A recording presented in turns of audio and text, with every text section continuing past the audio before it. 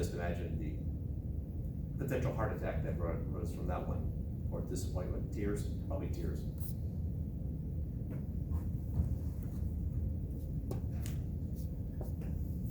Any other questions before I sum up part of what we have here?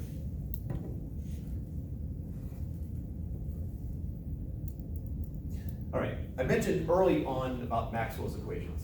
Probably made a couple references since then. Typically, this is the first one that's derived of Maxwell's equations. This is the second one. This is most of the third one. We're gonna get one other piece where we bring in Faraday's law or Faraday-Lentz's law, and then what Maxwell actually contributed was he added a term to this that is missing at the moment. And with that term that he added, he was able to derive the speed of light. And we will get there. All right, let's do another derivation here, because I know how excited people are by that. Actually, let's just do a quick plug and chug. We derived the equation over there. I have a current that's going to the right. We'll set up our I hat, J hat, K hat. I have a point here that is, we'll just say 2 meters away. My current will make 3 amperes. And I want to know what is the magnetic field strength at that point. No, sorry, I want to know the magnetic field, not just the strength. First off, I know it's going to be in the K hat direction, right-hand rule. Thumb points in the direction of the current flow. Magnetic field out on top, so it's going to be K hat. And then U naught I, so 4 pi times 10 to the -7th Tesla meters per ampere times I, 3 amperes, divided by 2 pi R. Notice meters cancel out and amperes cancel out, and we're left with Tesla. So I have so I end up with 3 times 10 to the -7th Tesla.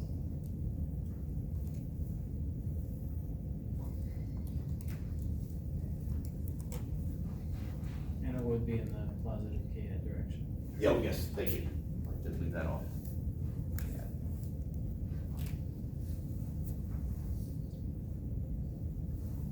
It's for all notation here. That's not a particularly strong magnetic field. The Earth's magnetic field, the reason a lot of units exist is that was the attempt to be universal, thus the density of water is about 1 gram per cubic centimeter, because water is pretty much everywhere, at least as far as the people who are establishing this were concerned. The Earth's magnetic field's on the order of a Gauss. It's actually closer to a half Gauss. And the relationship between a Gauss and a Tesla is that 10 to the -4th Tesla is equal to 1 Gauss.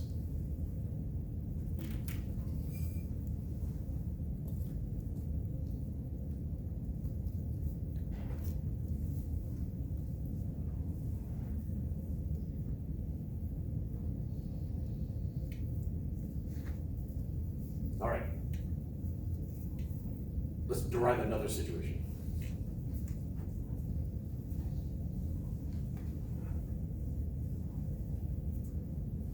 This is the formula for an infinite wire. Do recognize that if it were a finite wire, then my limits of integration would change.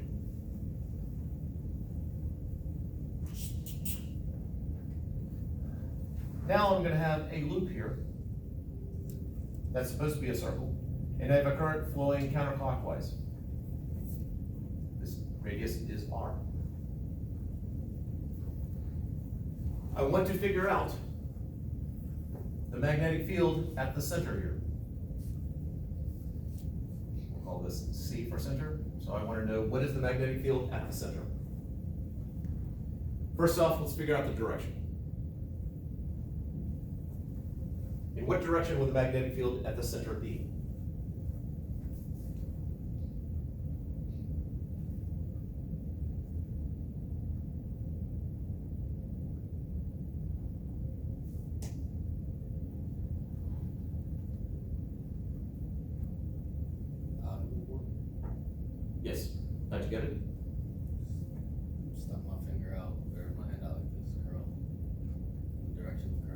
You curled your fingers in the direction the current was flowing, or in you doing it here? No, the direction the current was flowing, Direction current's flowing, okay, so like that, or like that? like that. Yeah. Like that, okay, and that works. Also, if you did it the other way, at this point, my current's flowing that way, so my magnetic field would be out of the board here and into the board there. At this point over here, it is out of the board inside and into the board outside, and all the way around, it's gonna be coming out of the board inside, into the board outside. So it is gonna be in the K-hat direction. Now, that should come out of the math that we do. Oftentimes I flip something around, and hopefully I won't make that mistake, but if we end up with a negative K-hat, then I did it again. All right, so what we're gonna do here is, well, as before, we're gonna be plugging into the Biot-Savart law. We have a current flow. So we have mu naught, so dB is mu naught over 4 pi, I dx across R over R cubed.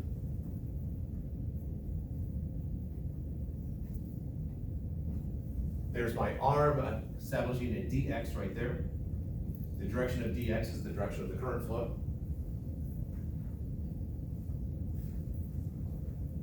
And I did manage to avoid the mistake I usually make, is I have R pointing the other direction.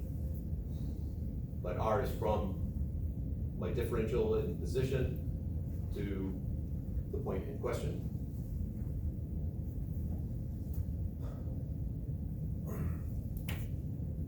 So I would end up with mu naught I over 4 pi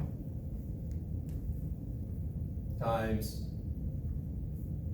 dx, which is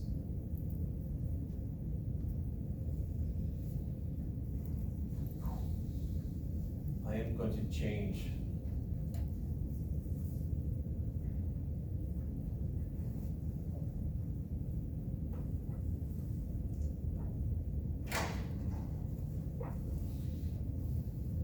I'm going to change the way I'm writing the little r.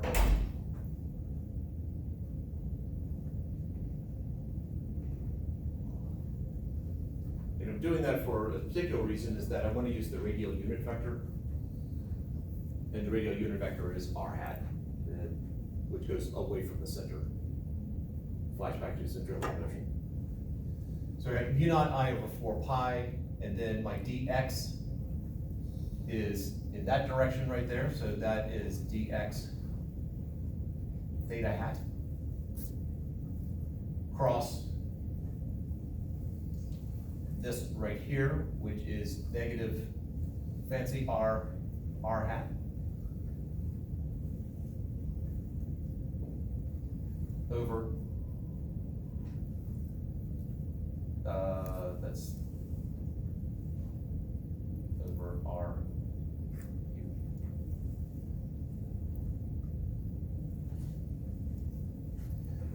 Now in this particular case, my fancy r here is always going to be the same distance, it's just big R. So this becomes mu naught I over 4 pi. I got a big R cubed there. Up here, I got a negative big R.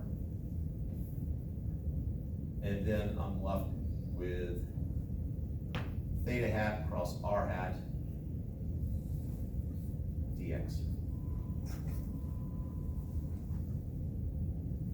Let's make sure I didn't lose a constant somewhere.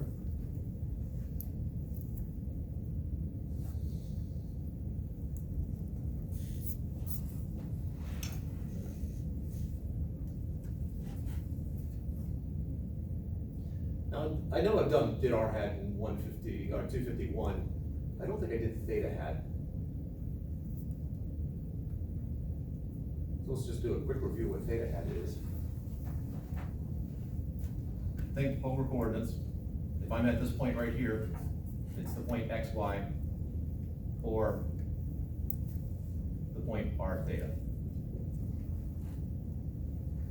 Hopefully that brings back good memories.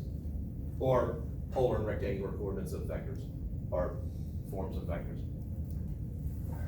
R hat is defined as away from the center. theta is defined from here and goes counterclockwise, so theta hat is a vector which is tangent to the circle or perpendicular to r hat, so that would be theta hat. So what is theta hat cross r hat? Would it just be K hat, positive K hat? No. Or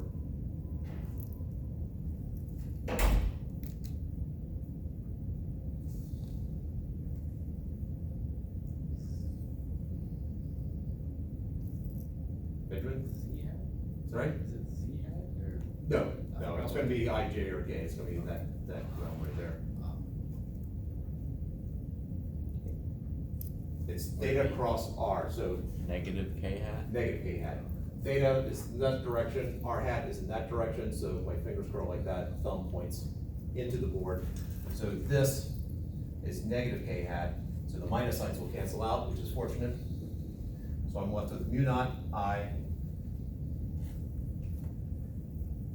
over, that r cancels out with one of those, so I got 2 pi r squared k hat dx.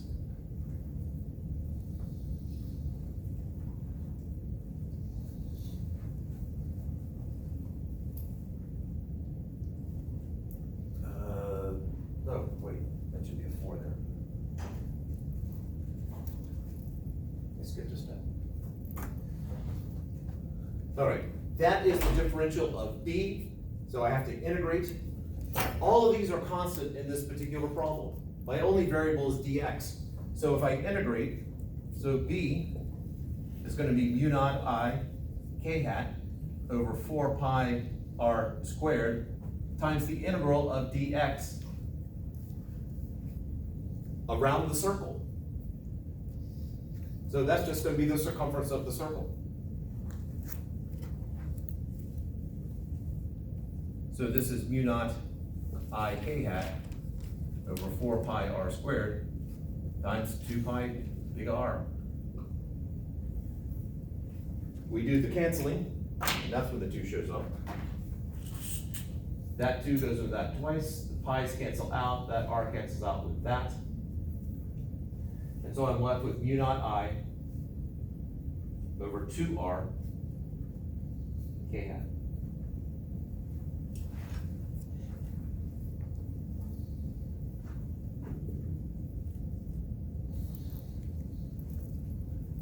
And I hope it's obvious that if the current flowed the other way, it'd be negative k hat. Notice the similarity of these two formulas here. The formula which has 2 pi r in it comes from a straight wire. The formula that does not have the circumference of the circle in the equation, in the formula, comes from a circle of wire. And that's a very common mistake I see, is that students see a circle of wire, they think, oh, circle, 2 pi r, so let's pick the equation which has 2 pi r in it. Don't. That's all it takes, I just have to say don't, we won't do it.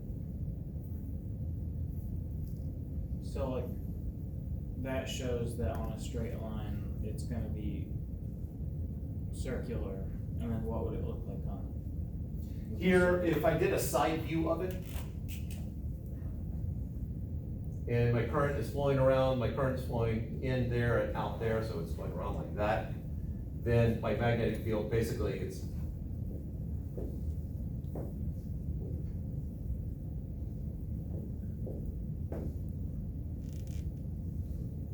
like a fountain that's constantly renewing itself. And they're intersecting on at C. I mean, it's happening everywhere, but Oh, yeah. we calculated it just for the center.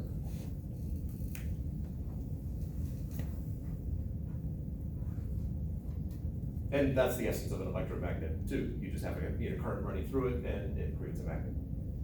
So it's moving with the current? Perpendicular, the current's running around like this. The magnetic field is going like this. Oh, sorry. So they're perpendicular to each other.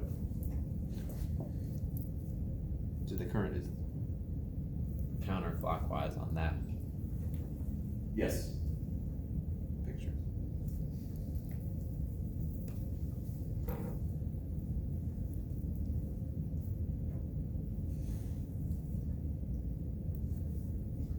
Okay. Ready for the next bit? Or questions before I go into the next bit? Is counterclockwise always positive KF?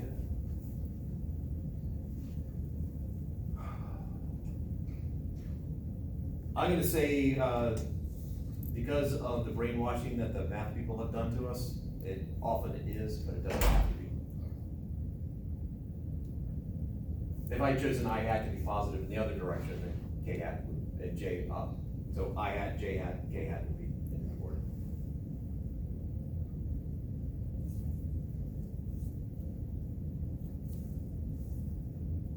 All right.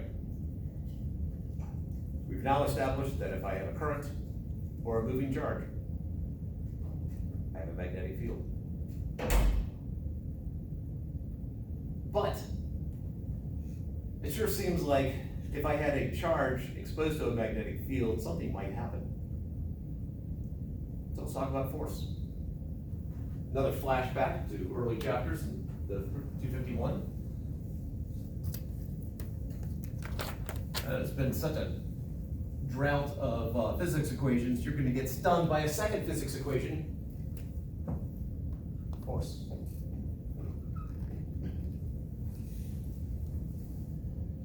Now, it does require a moving charge that is moving, so just use a big Q here. So there is a Q. It has to be moving. And we're talking about a charge exposed to a magnetic field. Not a straight line, parenthesis. And so we have the equation. It really seems odd to me with a capital Q there, but it's whatever the charge happens to be going through.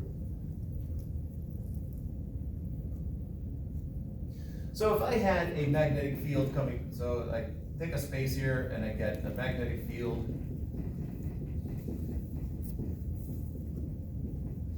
coming out of the board. And I take a proton and I shoot it into this space. In which direction will the force be applied to the proton when it first enters into the space?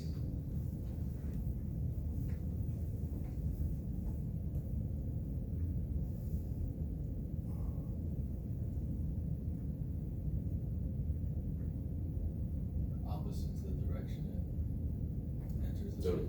this way. If you'll look at the equation, the force is equal to the charge times V cross B. Whenever I have a cross product, the vector product is perpendicular to the other two vectors. So it's got to be perpendicular to V and B. So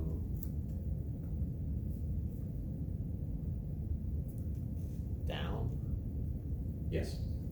V is to the right, B is out of the board, so V cross B would be downwards. So the force is down at that point. So that means it's gonna curve. So what happens when it's here? What's the direction of the force when it is at this spot?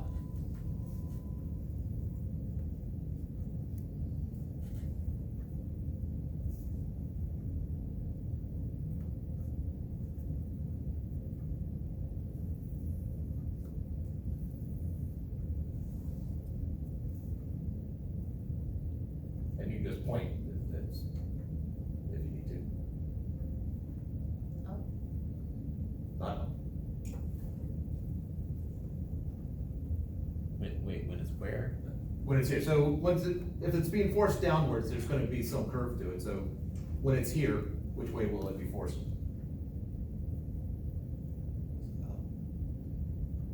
So, I couldn't quite see which way your thumb was pointing. I'm trying.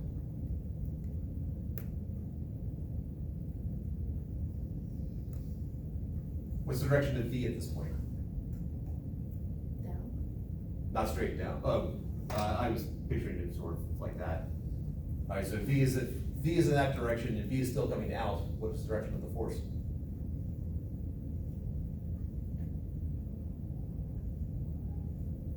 Wait, is it V cross B or B cross B? V cross B.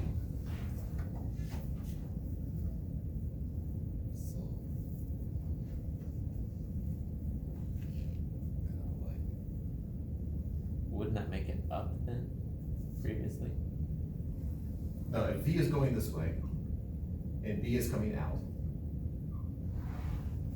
V cross B, I want my fingers to curl towards the next one, would be down. So when I'm here, Be like into the board, but kind of. not into the board, Would it be like that? it would be like that. Is that what you were shooting for? I guess the way my arm was kind of, yeah, kind of. Alright, this is one of my regrets, in the past. Well, first off, the test that I'm talking about took 4 hours, that was a regret, but besides that, the first part of it, there was a whole lot of right-hand rules. And so the first part of it, there were a lot of people who were doing, their arms were going around, and I wish I had filmed it and then set it to music, because it was like hand ballet, it was just really cool. So anyway, it's gonna be in that direction. Matter of fact, it's always gonna be perpendicular to the velocity and the magnetic field, and so what's gonna happen is we have circular motion. We have centripetal motion involved.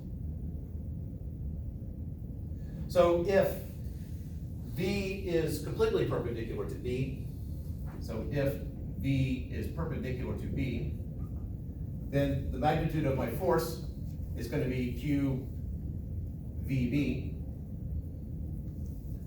and that'll be equal to mv squared over r, where r is the radius of the curve. Take it one step further.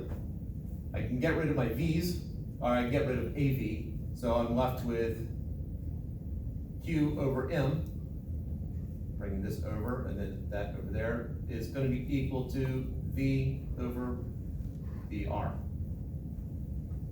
Let's make sure I didn't mess something up there, so I got QVB equals NV squared over R, good with that. I got rid of one of my V's, I got VR in, okay.